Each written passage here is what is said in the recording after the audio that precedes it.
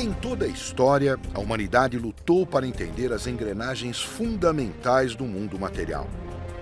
Nós nos empenhamos em descobrir as regras e padrões que determinam a qualidade dos objetos que nos cercam e sua complexa relação com nós mesmos e com os outros. Durante milhares de anos, sociedades em todo o mundo descobriram que uma disciplina, acima de todas as demais, fornecia um certo conhecimento sobre as realidades subjacentes do mundo físico. Essa disciplina é a matemática. Meu nome é Marcos du Soitoy e eu sou um matemático. Eu me vejo como um pesquisador de padrões, caçando as estruturas ocultas por trás do aparente caos e da complexidade do mundo à nossa volta. Em minha busca por padrões e ordem, eu me inspirei no trabalho dos grandes matemáticos que vieram antes de mim. Pessoas que pertenceram a diversas culturas cujas inovações criaram a linguagem na qual o universo está escrito. Eu quero levá-lo em uma jornada através do tempo e do espaço para mostrar-lhe o desenvolvimento da matemática desde a sua origem até assuntos sofisticados que hoje conhecemos. Usando imagens geradas por computador, exploraremos as incríveis descobertas que permitiram que as antigas civilizações compreendessem o mundo matematicamente.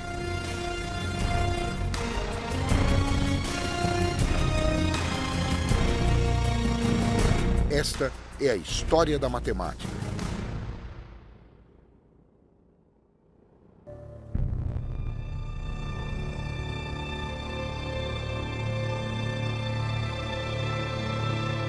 O nosso mundo é feito de padrões e sequências. Eles estão à nossa volta. O dia torna-se noite, animais viajam pela Terra em formações sempre mutáveis, as paisagens estão em constante mudança. Uma das razões para o nascimento da matemática é que precisávamos encontrar uma forma de entender esses padrões naturais. Os conceitos mais básicos da matemática, espaço e quantidade, estão enraizados em nossos cérebros. Mesmo os animais têm consciência de distância e número, sabendo avaliar quando o seu bando está em desvantagem numérica, se devem lutar ou fugir, calculando se a presa está ao seu alcance. Entender a matemática é a diferença entre a vida e a morte. Mas foi o homem que pegou esses conceitos básicos e começou a construir a partir destes fundamentos.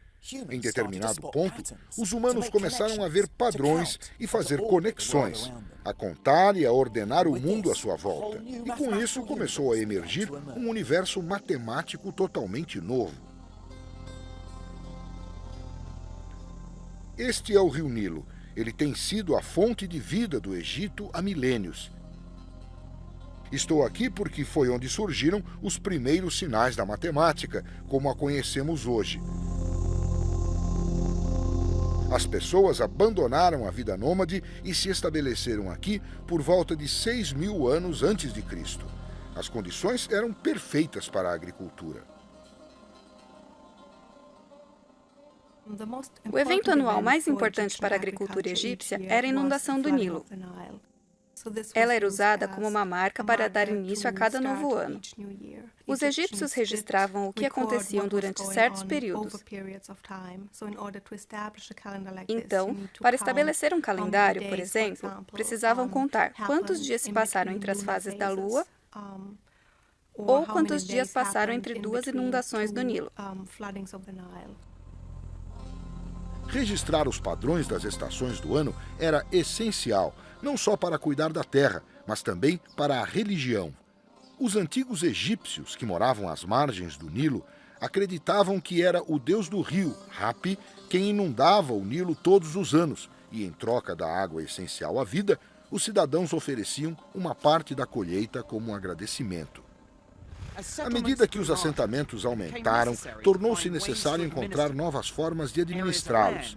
Era preciso calcular as áreas de terra, prever a produção de grãos, declarar e cobrar impostos. Enfim, as pessoas precisavam contar e medir. Os egípcios usavam o corpo para medir o mundo e foi assim que as unidades de medida evoluíram. Um palmo correspondia à largura de uma mão. Um cúbito correspondia à largura do cotovelo até a ponta dos dedos. Os cúbitos de terra, faixas de terra que mediam 1 cúbito por 100, eram usados pelos agrimensores dos faraós para calcular áreas. Há uma ligação muito forte entre a burocracia e o desenvolvimento da matemática no Egito Antigo, e conseguimos ver essa ligação desde os primórdios da invenção do sistema numérico, passando por toda a história do Egito. Do Reino Antigo, a única evidência que temos são os sistemas meteorológicos, que são medidas para a extensão de áreas e comprimento. Isso indica uma necessidade burocrática de desenvolver tais coisas. Era vital conhecer a área de um agricultor para que o imposto pudesse ser cobrado de acordo, ou caso o Nilo inundasse parte da sua terra, o agricultor poderia pedir um abatimento. Isso significava que os agrimensores dos faraós calculavam constantemente a área de partes irregulares de terra. E foi a necessidade de resolver esses problemas práticos que fez deles os primeiros inovadores matemáticos. Os egípcios precisavam de uma forma de registrar os resultados de seus cálculos. Entre os hieróglifos que cobrem os souvenirs que os turistas compram por toda a cidade do Cairo, eu saí à procura de alguns que mostrassem os primeiros números da história. Foi difícil encontrá-los, mas eu acabei conseguindo. Os egípcios usavam um sistema decimal motivado pelos 10 dedos das nossas mãos. O sinal 1 era um traço, o do 10 um osso curvado, para o 100 uma corda enrolada e o 1000 uma flor de lótus. Quanto custa essa camiseta? 25 libras. 25? Sim. Então serão 2 ossos curvados e 5 traços. Sim. Então você não vai me cobrar nada disto? Sim. 1 milhão. 1 milhão? Meu Deus! Isto é 1 milhão. 1 milhão é muito alto. Os hieróglifos eram lindos, mas o sistema numérico egípcio tinha uma falha fundamental. Eles não tinham o conceito do valor posicional. Então, um traço só podia representar uma unidade, não 100 ou 1000. Embora possamos escrever 1 milhão só com um símbolo em vez do 7 que usamos, se quisermos escrever 1 milhão menos 1, então o pobre escriba egípcio teria que escrever 9 traços, 9 ossos curvados, 9 cordas enroladas e assim por diante, num total de 54 símbolos. Apesar do inconveniente deste sistema numérico, os egípcios eram brilhantes em solucionar problemas. Nós sabemos disso graças aos poucos registros que restaram. Os escribas egípcios usavam folhas de papiro para registrar suas descobertas matemáticas. Este material delicado se decompõe com o passar do tempo e muitos segredos pereceram. Mas um documento revelador conseguiu sobreviver. O papiro matemático de Hind é o documento mais importante que temos hoje sobre a matemática egípcia. Nós temos uma boa perspectiva do tipo de problemas com os quais os egípcios lidavam com a sua matemática. E também temos uma demonstração explícita de como eram feitas as multiplicações e as divisões. O papiro mostra como multiplicar 2 números grandes juntos.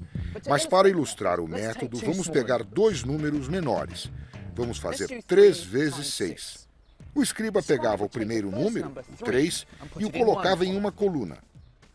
Na segunda coluna, ele colocava o número 1. Depois, ele dobrava os números em cada coluna. Então, o 3 passava a ser 6 e o 6 passava a ser 12. Aí, na segunda coluna, o 1 passava a ser 2 e o 2 virava 4. Agora vem a parte inteligente. O escriba queria multiplicar 3 por 6. Então ele pegava os produtos de 2 da segunda coluna, que resultavam o total de 6, que é 2 mais 4, e retornava à primeira coluna, juntando as linhas correspondentes ao 2 e ao 4, ficando com 6 e 12. E juntando tudo, ele obtinha a resposta, que é 18. Mas para mim, o mais impressionante neste método é que o escriba definia essa segunda coluna em números binários. O 6 é um grupo de 4, um grupo de 2 e nenhuma unidade, o que dá 1, 1 e 0. Os egípcios entenderam o poder dos números binários mais de 3.000 anos antes de o matemático e filósofo Leibniz revelar o seu potencial. Hoje, todo o mundo tecnológico depende dos mesmos princípios usados no Antigo Egito. O papiro de Hind foi escrito por um escriba chamado Hermes, por volta de 1650 a.C., e os problemas descritos procuravam encontrar soluções para situações cotidianas.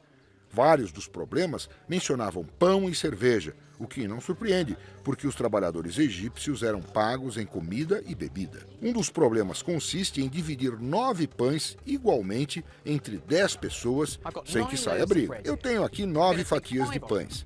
Vou pegar 5 delas e cortar ao meio. Claro, 9 pessoas poderiam cortar 1/10 de seu pão e dar as migalhas para a 10ª pessoa. Mas os egípcios desenvolveram uma solução muito mais elegante. Eu vou pegar os 4 pães que restaram e dividir cada um em 3 partes.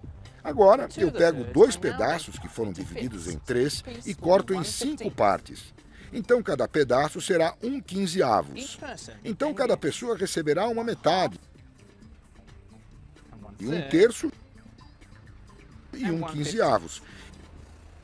E é através desses problemas aparentemente práticos que começamos a ver uma matemática mais abstrata em desenvolvimento.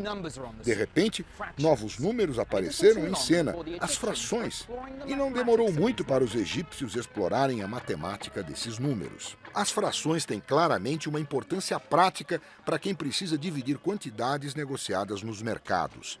Para registrar essas transações, os egípcios desenvolveram um tipo de anotação que registrava esses novos números.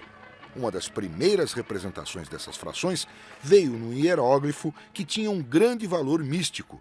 Ele se chama Olho de Horus.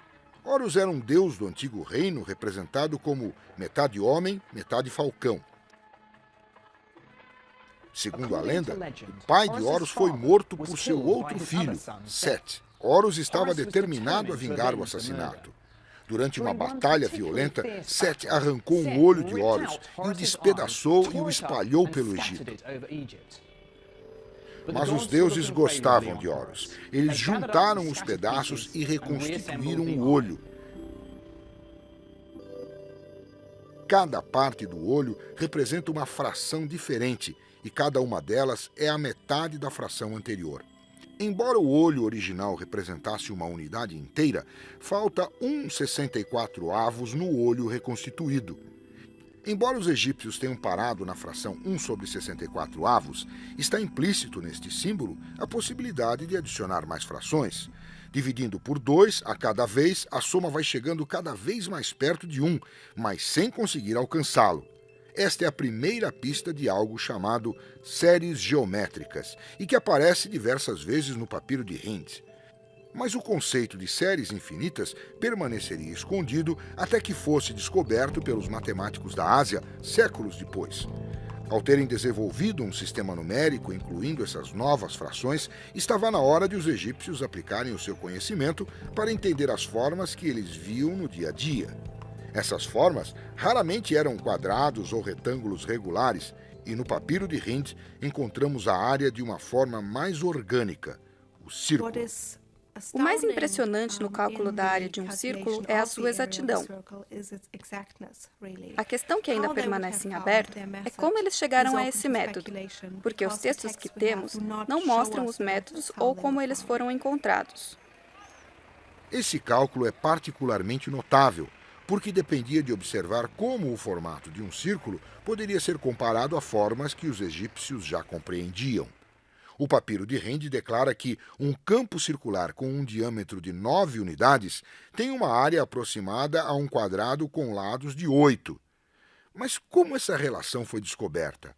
A minha teoria predileta vê a resposta no antigo jogo de Mancala. Tabuleiros de Mancala foram encontrados esculpidos em telhados de templos. Cada jogador começava com um número igual de pedras e o objetivo do jogo era movê-las através do tabuleiro, capturando as peças do adversário no caminho. Enquanto os jogadores esperavam a próxima jogada, talvez um deles tenha percebido que as pedras preenchiam os buracos circulares de forma elegante. Ele pode ter experimentado fazer círculos maiores. Talvez ele tenha notado que 64 pedras, 8 ao quadrado, poderiam ser usadas para fazer um círculo com um diâmetro de 9 pedras. Ao reagrupar as pedras, o círculo poderia se aproximar de um quadrado. E como a área de um círculo é π vezes o seu raio ao quadrado, o cálculo egípcio nos dá o primeiro valor exato de π. A área do círculo é igual a 64. Se dividirmos pelo raio ao quadrado, neste caso, 4,5 ao quadrado, você consegue o valor de π.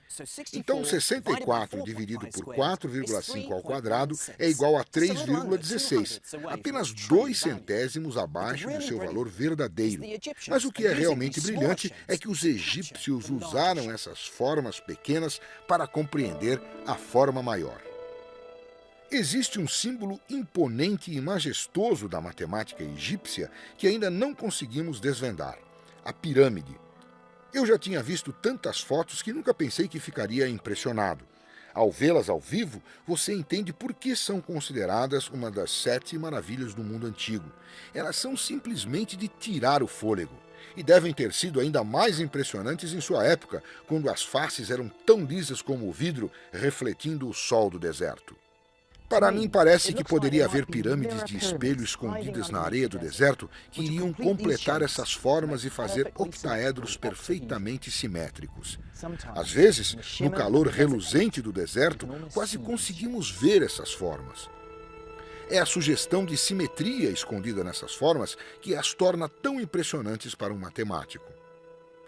Falta pouco para as pirâmides criarem essas formas perfeitas, mas alguns já sugeriram que outro conceito matemático importante pode estar escondido nas proporções da Grande Pirâmide: a razão áurea. 2 comprimentos apresentam a razão áurea se a relação entre o mais comprido com o mais curto for igual à soma dos dois com o lado mais comprido. Tal razão foi associada às proporções perfeitas de muitas descobertas do mundo natural, assim como no trabalho de artistas, arquitetos e designers através da história.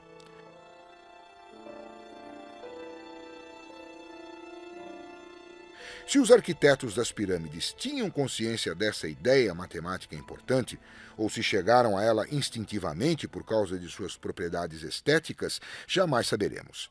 Para mim, a coisa mais impressionante nas pirâmides foi o brilhantismo matemático exigido na sua construção, inclusive a primeira ideia de um dos grandes teoremas do mundo antigo, o Teorema de Pitágoras. Para obter ângulos perfeitos em suas construções e pirâmides, os egípcios usavam uma corda com nós. A certa altura, os egípcios perceberam que se pegassem um triângulo com os lados marcados com 3 nós, 4 nós e 5 nós, eles conseguiam um ângulo reto perfeito. Isso porque 3 ao quadrado mais 4 ao quadrado é igual a 5 ao quadrado. Então, temos um perfeito triângulo de Pitágoras. Na verdade, qualquer triângulo cujos lados tenham essa relação me dará um ângulo de 90 graus. Eu tenho certeza de que os egípcios não chegaram a essa conclusão com os triângulos de 3, 4 e 5 nós. Nós não esperaríamos encontrar uma prova, porque não é esse o estilo da matemática egípcia. Todos os problemas eram resolvidos com números concretos. E se houvesse uma verificação ao final, ela usaria como resultado esses números concretos. Não há prova geral dentro dos textos matemáticos egípcios. 2000 anos se passaram para que os gregos e Pitágoras provassem que todo triângulo retângulo divide determinadas propriedades. Essa não foi a única teoria matemática que os egípcios anteciparam. Em um documento com 4.000 anos chamado Papiro de Moscou, encontramos uma fórmula para o volume de uma pirâmide com o topo cortado, o que mostra a primeira sugestão de uma operação de cálculo. Para uma cultura como a egípcia, famosa por suas pirâmides, você esperaria encontrar problemas como esse regularmente em seus textos matemáticos. O cálculo do volume de uma pirâmide cortada é um dos aspectos mais avançados de acordo com os padrões modernos da matemática que encontramos no Antigo Egito. Os arquitetos e engenheiros certamente gostariam de tal fórmula para calcular a quantidade de material necessária para construir as pirâmides, mas a prova da sofisticação da matemática egípcia é o fato de eles terem inventado um método tão belo.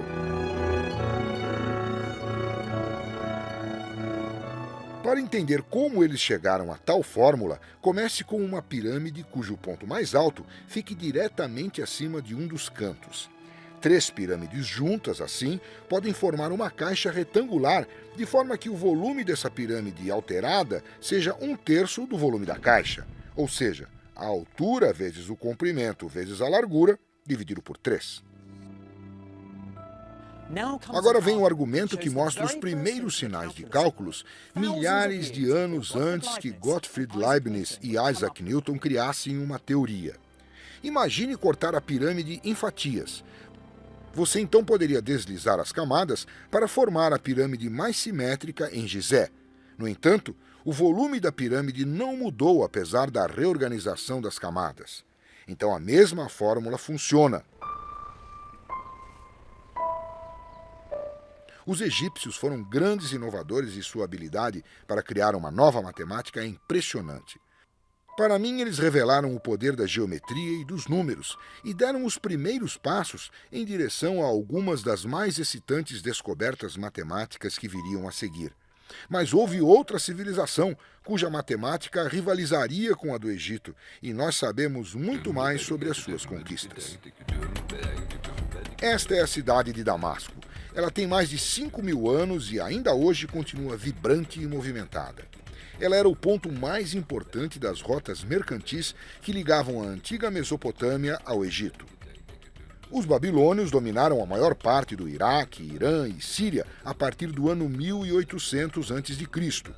Para expandir e governar o império, eles se tornaram mestres em administrar e manipular números. Nós temos códigos legais que nos mostram como a sociedade era organizada. E o que mais sabemos veio dos escribas e dos funcionários letrados que mantinham os registros para as famílias ricas, para os templos e palácios. As escolas de escribas existiam desde 2.500 anos antes de Cristo. Os aspirantes a escribas eram enviados para lá ainda crianças e aprendiam a ler, escrever e a trabalhar com números. Os registros dos escribas eram mantidos em tábuas de argila, o que permitiu que os babilônios administrassem e desenvolvessem o império. Mas muitas tábuas que temos hoje não são documentos oficiais, mas exercícios para as crianças. Foram essas improváveis relíquias que nos deram uma vaga ideia sobre como os babilônios abordavam a matemática. Um texto geométrico do século XVIII a.C. mostra que é possível ver que há muitas ilustrações nele, e embaixo delas há um outro texto que mostra um problema relacionado. Então, por exemplo, aqui diz: eu desenhei um quadrado com 6 unidades de comprimento e dentro dele desenhei 4 círculos. Qual a área deles? Essa pequena tábua aqui foi escrita pelo menos 1000 anos depois do que esta, mas tem uma relação interessante com ela. Ela também tem 4 círculos dentro de um quadrado, mas não é um texto, é um exercício escolar. Então, o escriba adulto que ensinava a criança recebeu isso aqui como uma lição de casa, ou algo assim.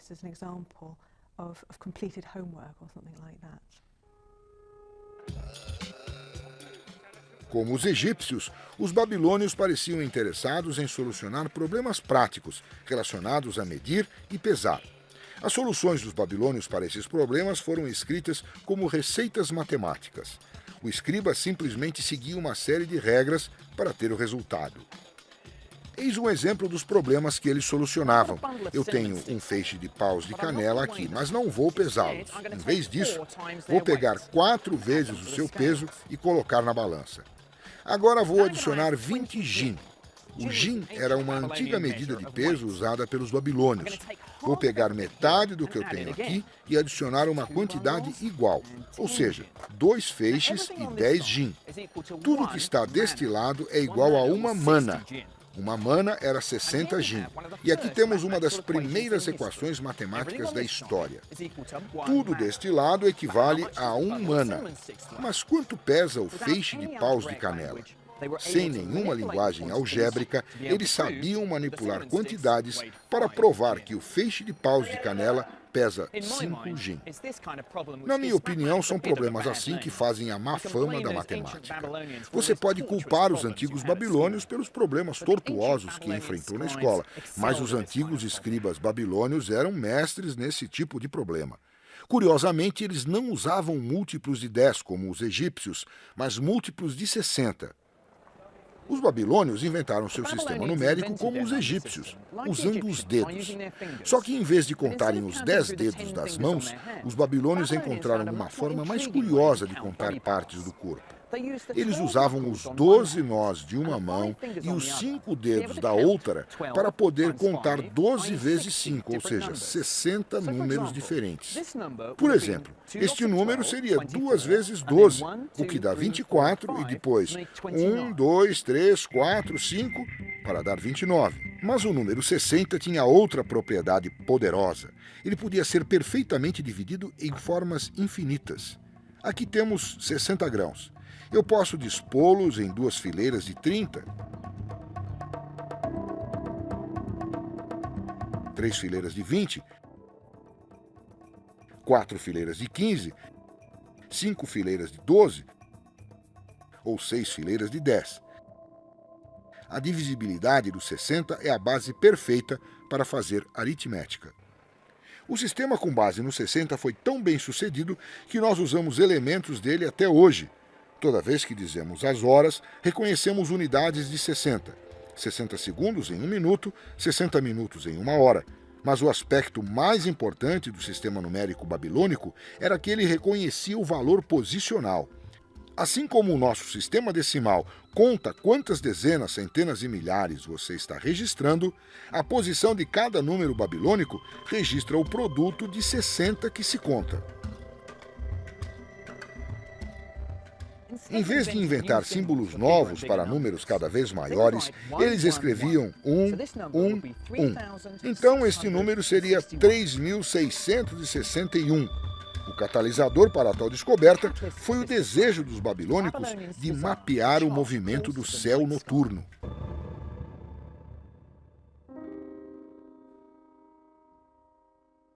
O calendário babilônico era baseado nos ciclos da lua. Então, eles precisavam registrar números astronomicamente enormes. Mês após mês, ano após ano, os ciclos eram registrados.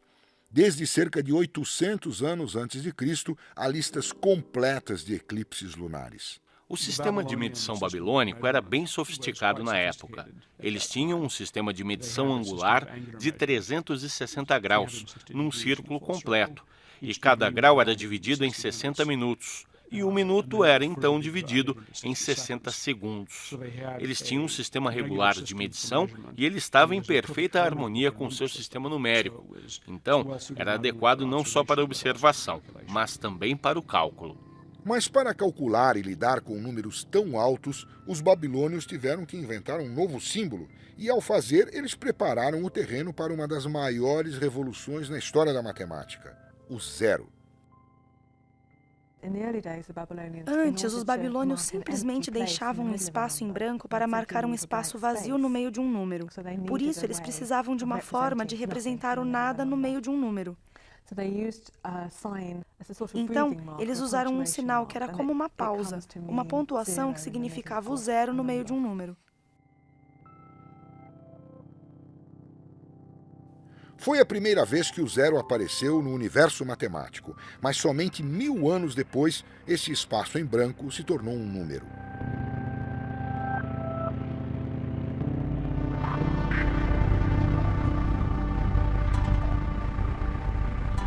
Depois de criar um sistema numérico tão sofisticado, eles o utilizaram para conquistar a terra árida e inóspita que cobria a Mesopotâmia. Os engenheiros e agrimensores da Babilônia descobriram formas engenhosas de encontrar água e canalizar até as plantações. Novamente, eles usaram a matemática para encontrar as soluções. O Vale de Orontes, na Síria, ainda é uma região agrícola e os antigos métodos de irrigação são explorados hoje exatamente como há milhares de anos. Muitos dos problemas da matemática babilônica se dedicam a medir terras. E foi aqui que vimos, pela primeira vez, o uso de equações quadráticas, um dos maiores legados da matemática babilônica. Uma equação quadrática é quando a incógnita que você quer identificar é multiplicada por si própria. Nós a chamamos de quadrática porque ela dá a área de um quadrado. E é no contexto de calcular a área de um terreno que essas equações quadráticas surgem naturalmente. Veja um problema típico. Se um campo tem uma área de 55 unidades e um dos lados é 6 unidades mais longo que o outro, quanto mede o lado mais curto? A solução babilônica foi reconfigurar o campo como um quadrado. Corte 3 unidades da ponta e coloque ao lado. Agora, falta um pedaço de 3 por 3. Então, vamos adicionar. A área do campo aumentou em 9 unidades. Isso deixa a nova área com 64. Então, cada lado do quadrado tem 8 unidades. O calculista sabe que adicionou 3 unidades para este lado. Portanto, o comprimento original é 5 unidades. Pode não parecer, mas essa foi uma das primeiras equações quadráticas da história. Na matemática moderna, eu usaria a linguagem simbólica da álgebra para solucionar esse problema. O incrível sobre os babilônios é que eles usavam esses jogos geométricos para encontrar valores sem nenhum recurso de símbolos ou fórmulas. Os babilônios gostavam de solucionar problemas por prazer. Eles eram apaixonados pela matemática.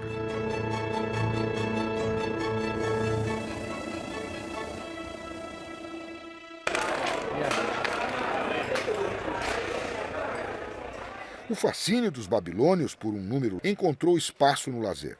Eles eram ávidos por jogos. Há mais de 5.000 anos, os babilônios e seus descendentes já jogavam uma versão do gamão. Os babilônios gostavam de jogos de tabuleiro, de jogos sofisticados encontrados em túmulos reais. Há jogos mais simples praticados nas escolas. Há tabuleiros entalhados nas entradas dos palácios que talvez os guardas jogassem para passar o tempo.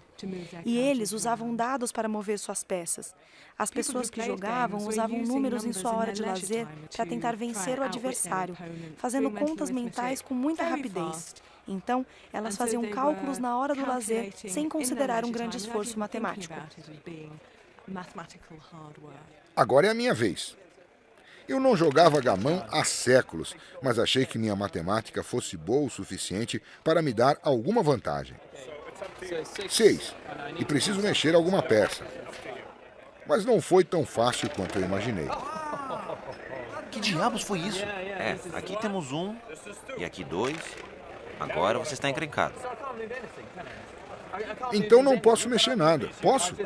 Não posso mexer essas peças para lugar nenhum. Aí está. 3 e 4, então... Como os antigos babilônios, os meus adversários são mestres em matemática tática. Sim, aperta aqui. Boa partida. Os babilônios são reconhecidos como uma das primeiras culturas a usar formas matemáticas simétricas para construir o dado. Mas há uma discussão mais calorosa sobre se eles também seriam os primeiros a descobrir o segredo de uma outra forma importante, o triângulo retângulo. Nós já vimos como os egípcios usavam o triângulo retângulo de 3, 4 e 5. Mas o que os babilônios sabiam sobre essa forma e outras parecidas era muito mais sofisticado. Esta é a tábua antiga mais famosa e controversa que temos. Ela é chamada de Plimpton 322. Muitos matemáticos acreditam que ela mostra que os babilônios poderiam ter conhecimento dos princípios do triângulo retângulo, que o quadrado da hipotenusa é igual à soma dos quadrados dos catetos. E isso séculos antes de os gregos a formularem. Esta é uma cópia da mais famosa tábua babilônica, que é a Plimpton 322. Estes números aqui refletem a largura ou a altura de um triângulo. Esta seria a hipotenusa, o outro lado seria aqui o quadrado desta coluna, mais o quadrado do número desta coluna, igual ao quadrado da hipotenusa. Eles estão dispostos em ordem, em ângulos decrescentes constantes, de forma bastante uniforme. mostrando que alguém compreendia muito bem como esses números se relacionavam.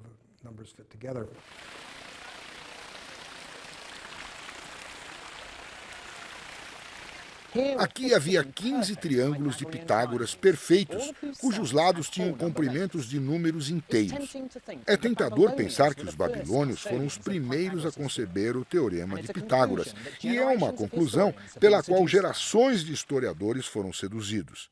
Mas pode haver uma explicação mais simples para os grupos de 3 números que completam o Teorema de Pitágoras. Não é uma explicação sistemática dos triplos pitagóricos, mas simplesmente um professor de matemática fazendo cálculos um tanto complexos para produzir números muito simples e demonstrar aos alunos problemas relacionados a triângulos retângulos. E, nesse sentido, reflete sobre os triplos pitagóricos só acidentalmente. As pistas mais valiosas sobre o que eles entenderam pode estar em um outro lugar. Esta pequena tábua de exercício escolar tem quase 4.000 anos e revela exatamente o que os babilônios sabiam sobre triângulos retângulos. Ela usa o princípio do Teorema de Pitágoras para encontrar o valor de um novo número excepcional.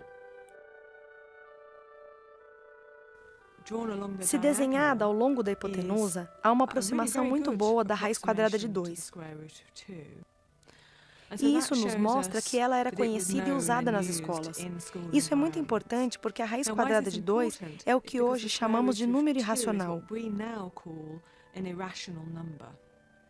Ou seja, se o escrevermos em decimais ou em posições sexagesimais, ele nunca termina e os números continuam infinitamente depois da vírgula decimal.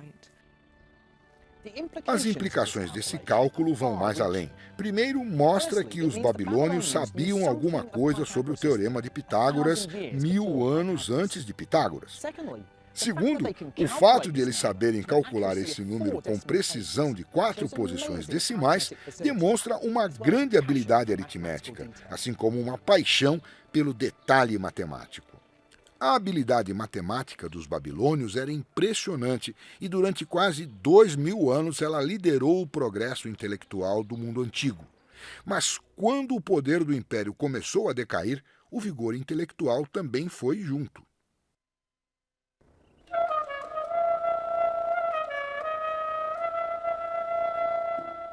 Por volta do ano 330 a.C., os gregos haviam estendido seu poder imperial até a antiga Mesopotâmia. Esta é Palmira, na Síria, uma antiga grande cidade construída pelos gregos. O conhecimento matemático necessário para construir estruturas com tamanha perfeição geométrica é impressionante. Assim como os babilônios, os gregos também eram apaixonados pela matemática. Os gregos eram colonizadores inteligentes. Eles tiravam o melhor da civilização que invadiam para estender o próprio poder e a influência. Eles também faziam contribuições. Na minha opinião, a maior inovação tem a ver com a mudança de mentalidade. O que eles iniciaram influenciou a humanidade durante séculos. Eles nos deram o poder da prova. Eles decidiram que precisavam ter um sistema de dedução para a sua matemática. E o sistema de dedução típico começava com certos axiomas que você supunha serem verdadeiros. É como se você aceitasse que certo teorema é verdadeiro, mas sem provar. Aí, usando métodos lógicos e passos muito cuidadosos, a partir desses axiomas, você prova teoremas e, a partir desses teoremas, você prova mais teoremas e assim vai crescendo, como uma bola de neve. A prova é o que dá força à matemática. É o poder da prova que faz com que as descobertas dos gregos sejam tão verdadeiras hoje quanto há 2000 anos. Eu precisava seguir a oeste, para o coração do antigo Império Grego, para aprender mais.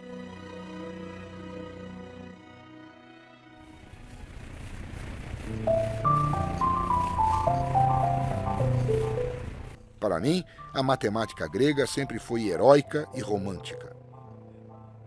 Eu estou a caminho de Samos, a 1,5 km da costa da Turquia. Este lugar virou sinônimo de berço da matemática grega e sua lenda se deve a um homem.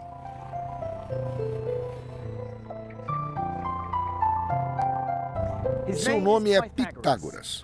As lendas que cercam a vida e a obra dele contribuíram para torná-lo uma celebridade nos últimos 2000 anos.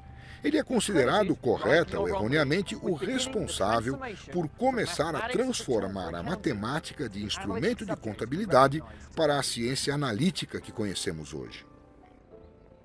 Pitágoras é uma figura controversa.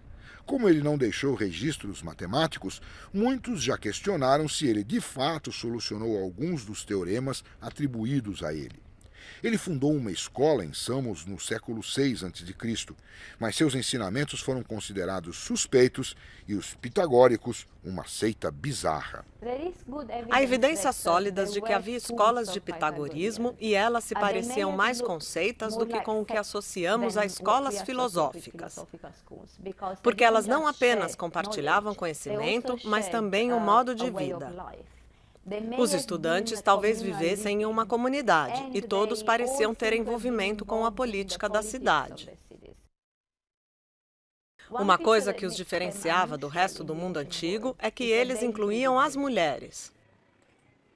Pitágoras é sinônimo de algo que escapou aos egípcios e aos babilônios: as propriedades dos triângulos e retângulos.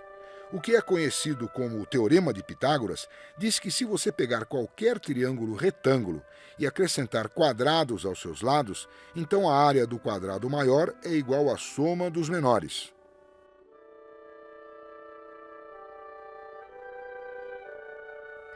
É nesse ponto, para mim, que a matemática nasceu e um abismo se abriu entre ela e as outras ciências. E a prova é tão simples quanto devastadora em suas implicações. Coloque 4 triângulos retângulos nesta superfície. O quadrado que você vê agora tem lados iguais à hipotenusa do triângulo. Ao deslizar esses triângulos, transformamos a área do quadrado maior na soma de 2 quadrados menores, cujos lados são definidos pelos 2 lados menores do triângulo.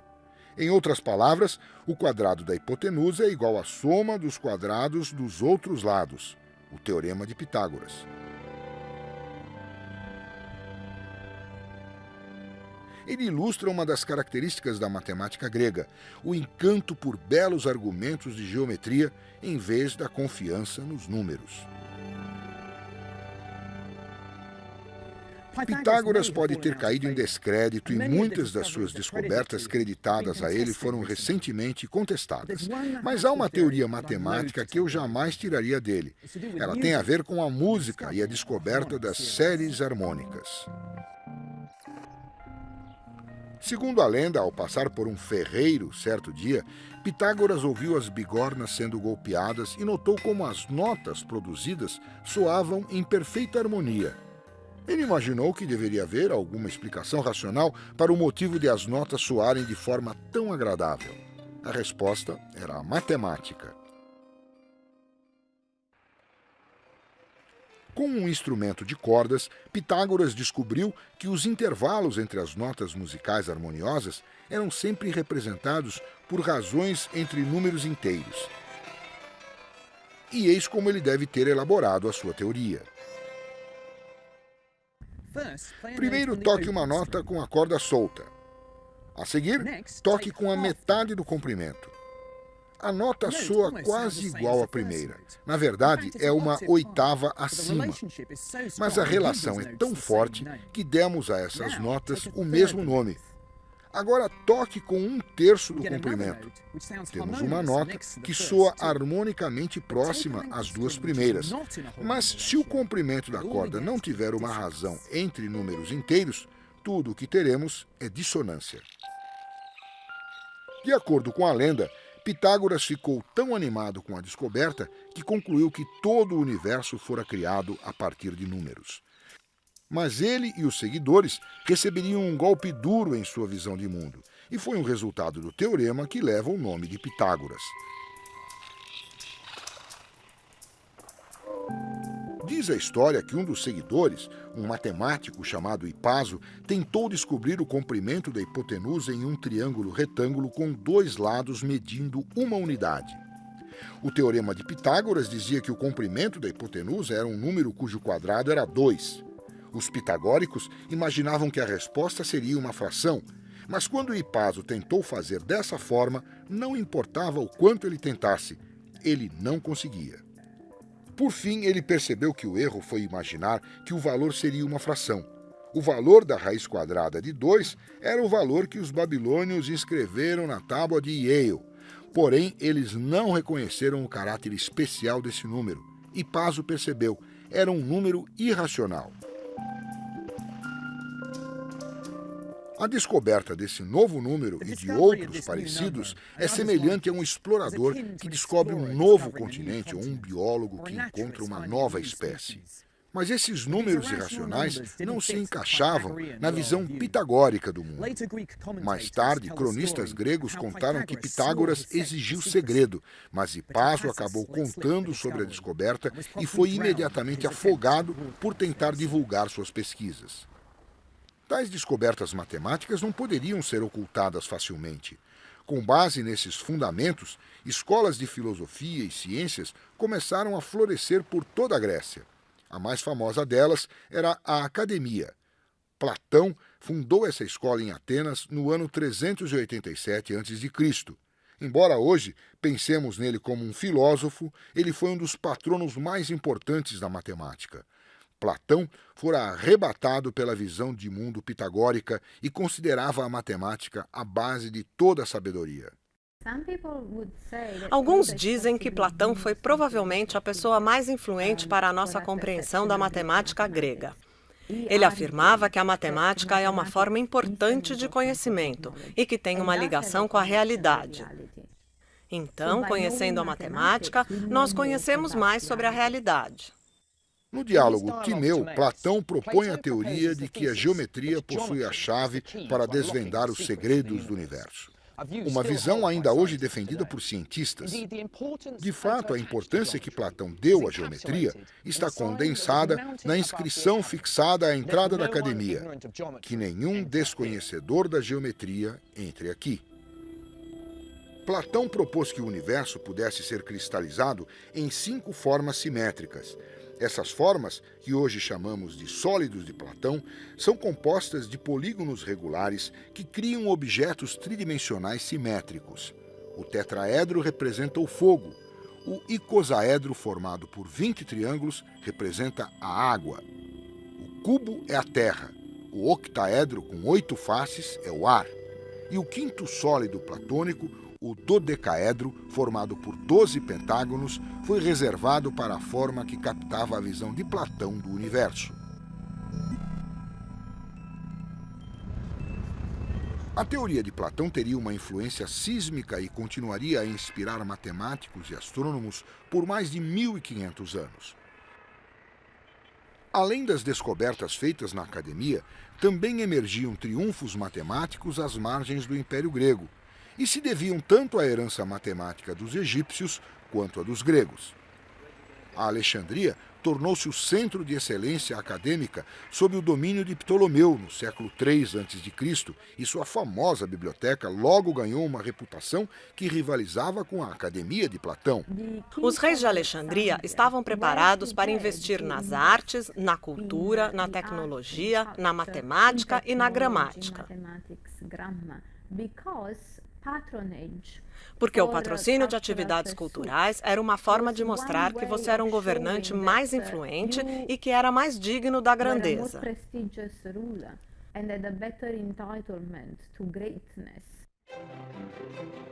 A antiga biblioteca e seus preciosos volumes foram destruídos quando os muçulmanos conquistaram o Egito no século VII.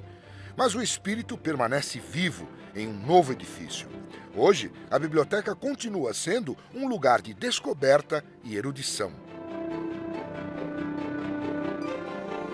Matemáticos e filósofos iam para Alexandria levados pela sede de conhecimento e pela busca por excelência. Os patronos da biblioteca foram os primeiros cientistas profissionais, indivíduos que eram pagos por sua devoção à pesquisa. Mas entre todos esses pioneiros, o meu herói é o enigmático matemático grego Euclides. Nós sabemos muito pouco sobre a vida de Euclides, mas a grande contribuição dele foi como cronista da matemática. Por volta do ano 300 a.C., ele escreveu o livro mais importante da matemática, Os Elementos. Em Os Elementos encontramos o auge da revolução matemática que aconteceu na Grécia. O livro é construído em uma série de hipóteses matemáticas chamadas axiomas. Por exemplo, uma linha pode ser traçada entre dois pontos quaisquer. A partir desses axiomas, deduções lógicas são feitas e teoremas matemáticos estabelecidos. A obra contém fórmulas para calcular o volume de cones e cilindros, provas sobre séries geométricas, números perfeitos e primos. O clímax de Os Elementos é a prova de que há apenas 5 sólidos de Platão. Para mim, esse último teorema capta a força da matemática. Uma coisa é construir 5 sólidos simétricos. Outra é apresentar um perfeito argumento lógico do motivo de não haver um sexto. O livro Os Elementos flui como uma fascinante obra de mistério lógico.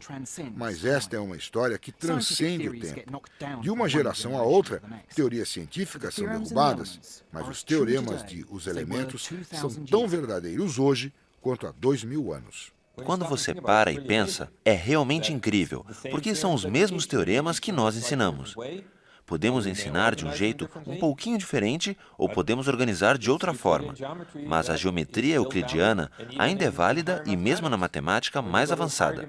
Quando você fala de hiperespaço, ainda está usando a geometria euclidiana. Alexandria deve ter sido um lugar inspirador para os antigos eruditos, e a fama de Euclides atrairia outros jovens intelectuais ao porto egípcio. Um matemático que apreciou muito o ambiente intelectual de Alexandria foi Arquimedes. Ele se tornaria um visionário da matemática. Os melhores matemáticos gregos estavam sempre indo além dos limites e Arquimedes fez tudo o que pôde com polígonos sólidos e depois passava para os centros de gravidade ou passava para a espiral.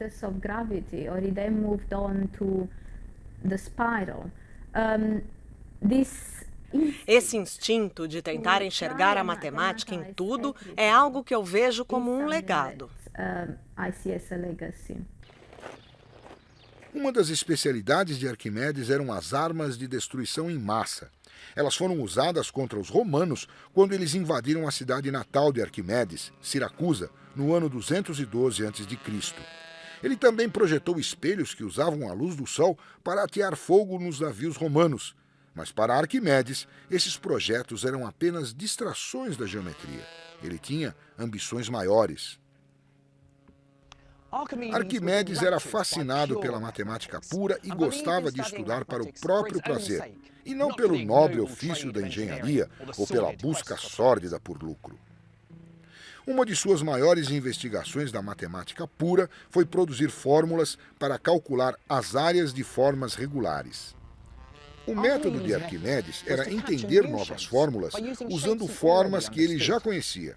Então, por exemplo, para calcular a área de um círculo, ele o colocava dentro de um triângulo e, dobrando o número de lados do triângulo, a forma exterior se aproximava cada vez mais do círculo. De fato, às vezes chamamos o círculo de um polígono com um número infinito de lados. Porém, ao estimar a área do círculo, Arquimedes conseguiu o valor de π, o número mais importante da matemática. No entanto, era no cálculo do volume de objetos sólidos que Arquimedes se destacou. Ele descobriu uma fórmula de calcular o volume de uma esfera, cortando-a em fatias e aproximando cada fatia como se fosse um cilindro. Depois ele somava o volume das fatias para ter um valor aproximado da esfera. Mas o toque de gênio foi ver o que acontecia se você deixasse as fatias cada vez mais finas. No limite, a aproximação tornava-se um cálculo exato. Mas a dedicação de Arquimedes à matemática seria sua ruína.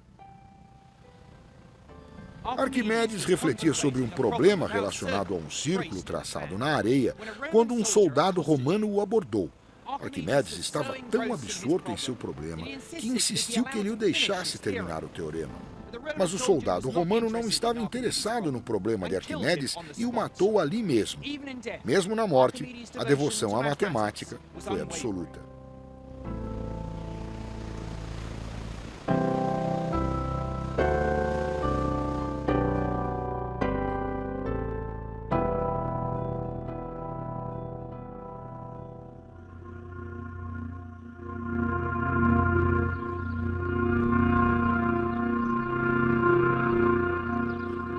Em meados do século I a.C., os romanos haviam dominado o antigo Império Grego.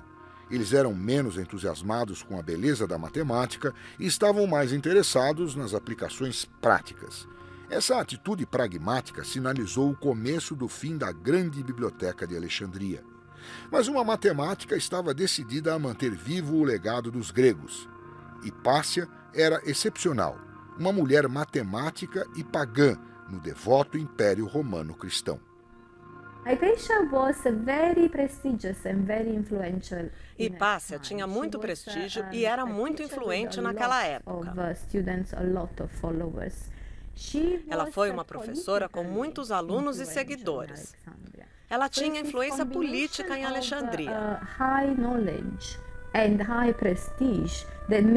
Então, essa combinação de grande conhecimento e prestígio fez dela uma figura odiada pela turba cristã.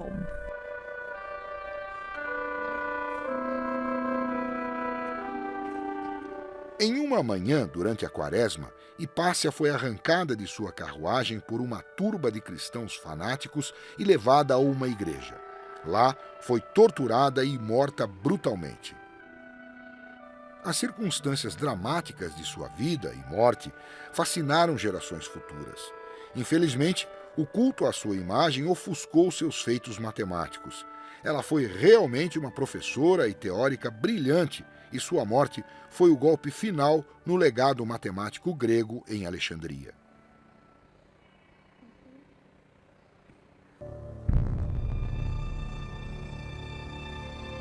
As minhas viagens me levaram a uma jornada fascinante para desvendar a paixão e a inovação dos primeiros matemáticos do mundo. As revoluções realizadas por esses pioneiros egípcios, babilônios e gregos fundaram as bases da matéria que eu estudo hoje. Mas este é apenas o início da minha odisseia matemática. O próximo passo da minha jornada será o Oriente, no coração da Ásia, onde os matemáticos escalaram montanhas ainda maiores em busca de conhecimento. Com essa nova era, veio uma nova linguagem da álgebra e números mais adequados para contar o próximo capítulo de A História da Matemática.